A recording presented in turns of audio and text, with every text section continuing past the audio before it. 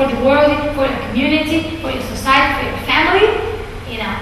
I think those two things really made for strengthening this resilience in staying the course and finishing, transferring to a 4-year institution.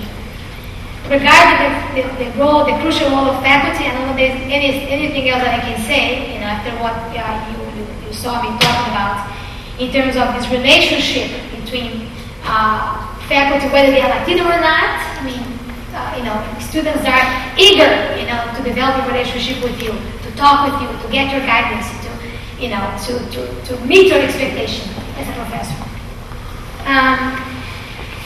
I think that, conversation like, I hope it's going to be a conversation in a few seconds, but conversations like these are very important so we can learn more about, Latino students. We can learn more about what their needs are and how we can meet their needs in college. And also help us to dispel all of these crazy myths and stereotypes about our culture. Well, I'm through with this presentation at this point, and let's see if we have some questions. Clarify for you? I think I said all of this.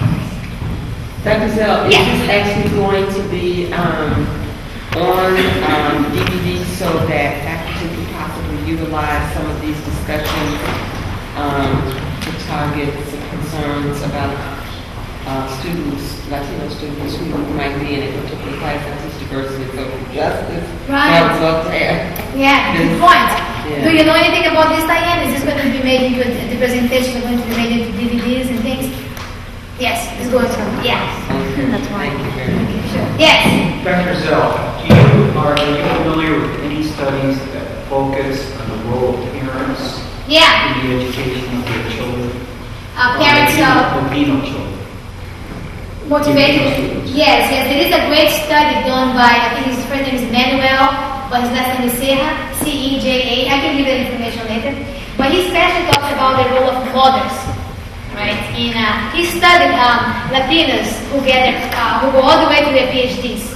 Okay, now that's less than 1% of the American, PhD population.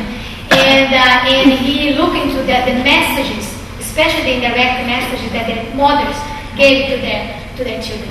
So the role of mothers is very important. I can give that reference later. And I'm just curious, it's a great group of students here. I look at them and look at them as future college students. How many of you here are going to college? Raise your hands high. The overwhelming majority. Fantastic.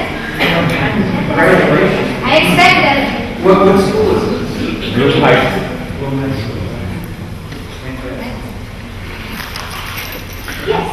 Yes. Why Latinos are close to college? Because some of the universities they ask for the social security, so they don't have it. That's why. You're so right. Yes. And my research kind of shows that too. Again, what he's saying is that the reason why Latinos are not going to college is because we are not eligible for financial aid. We can't pay for college, right? And right, is that what you said? Did they reflect what you said? I asked. I want to be part of the Air Force. And I asked them, they say you have to have the social security. Right. And I say I don't have it. Right. So being undocumented is an enormous barrier. And like Dr. Gomez said this morning, I said right now, or in 10 years, we're going to have 20,000 high school students that are going to be undocumented. So, we have to do something. I think that's. That's your vision of it.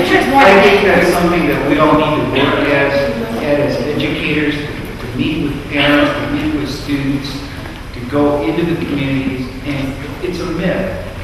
You absolutely do not need to have a Social Security number, especially in the state of Illinois. If you graduate from high school, you're eligible to go to any public community college or university. You do need the grades, and you are right about financial aid, but I'll tell you what, there's nothing in this life that's free. If you want college education, it is available to you, and be aggressive about asking. The schools will generate the numbers that you need.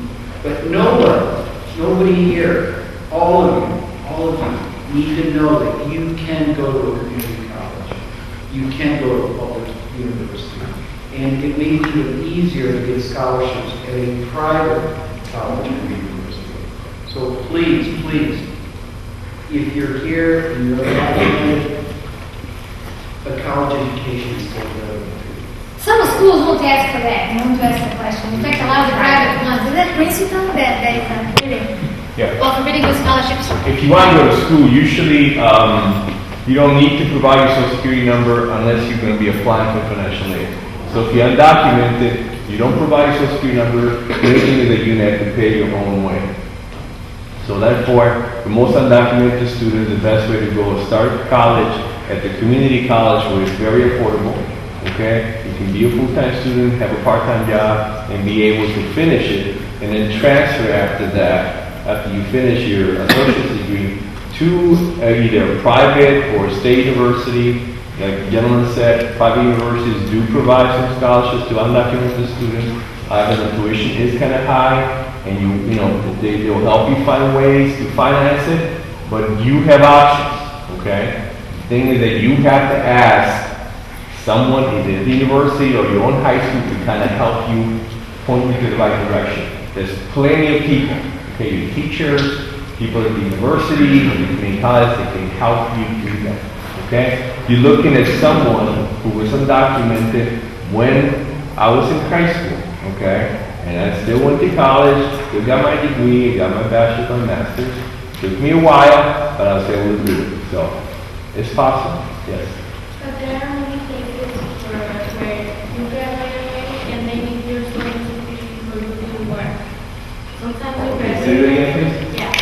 Many students graduate already and they, when they're looking for a job, they ask for their Social Security number. And sometimes they can work. They can practice it for you. That has nothing to do with education. Well, the thing is, I guess it's you to pay for college. Yeah. No. It is true. That's not what she said. That's not what she said that even if you get an education and you try to get a job, they have to security. That's what she said. But again, there are ways. You know what? The thing is that you have to be optimistic, okay? Right now, hopefully, our government will try to do something to solve the situation.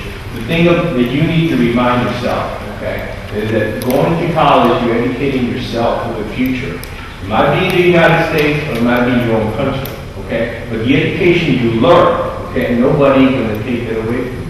I think that And knowledge that you have, you can go on and pursue a career. Sorry. I'm sorry. The other thing is that, things are so bad right now. I know the sentiment, the anti-immigrant sentiment is so strong. It's so vitriolic. I think that's the word. That is really, it's hard for us even to think about the future. But it's going to change. It's not going to stand, I guarantee. I've been in this country for 23 years, okay? And I've seen, ups and downs in terms of this sentiment coming and going, all right? So, it's not going to stay like that. This is going to change. You're very young. All of you are very young. Okay, so what you need to do now is to concentrate on your education. You are going to get a job when you get older. Right now, concentrate on your education. And that's the thing that you need to do right now. So don't think about how this is going to be off, I'm not going to get a job. No, these things are going to change. Two things. In 4 or 5 years, if you graduate from college, and let's say right now things are going to start changing, in 4 or 5 years, you're going to be able to get a Social Security number. And you did go to college, you're going to go, oops, maybe I should have gone to school regardless. Okay? So be prepared. Everybody's going to prepare yourself. And number 2, you can also go into fields that are considered critical. But there's a chemistry teacher here. Is it Mr. Juarez? There are fields in chemistry and other disciplines that have to do with math that are very, very important for the United States. You get into those fields and you get sponsorships through Xline or through other corporations or places. They'll work with you. That is a good point because there are options. the economy is being changing a lot in the U.S. It's going to continue to change dramatically. So those